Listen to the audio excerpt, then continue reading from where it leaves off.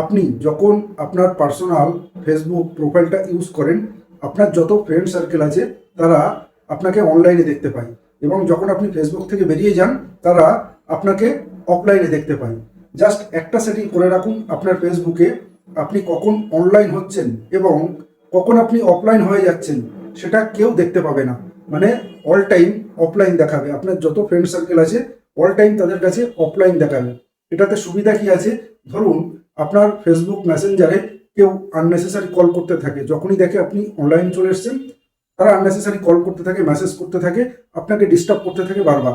Just এই সেটিংটা করে রাখুন, মানে অল টাইম আপনার যত ফ্রেন্ড সার্কেল আছে তাদেরকে অফলাইন দেখাবে।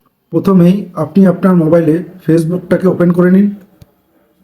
করার পরে একদম লেফট সাইডে দেখবেন 3 লাইন আছে, এই লেফট সাইডে 3 লাইন আছে, এই 3 লাইনে প্রথমে ক্লিক করে নিন। করার পরে দেখতে পাবেন সেটিং অ্যান্ড প্রাইভেসি বলে একটা অপশান আছে, এখানে আপনাকে যেতে হবে এই সেটিং অ্যান্ড প্রাইভেসির মধ্যে।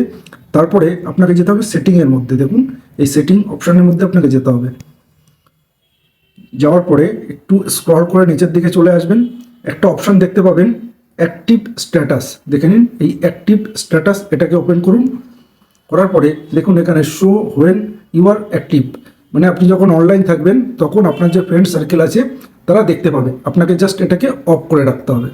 আপনি কখন অনলাইনে আসছেন এবং কখন আপনি অফলাইন হয়ে যাচ্ছেন সেটা কেউ আর দেখতে পাবে না। আপনি যখন খুশি তখন ফেসবুক ইউজ করুন, কিন্তু কেউ দেখতে পাবে না আপনি কখন অনলাইন হচ্ছেন আর কখন অফলাইন হচ্ছেন। বাস এই সেটিংটা করে রাখুন।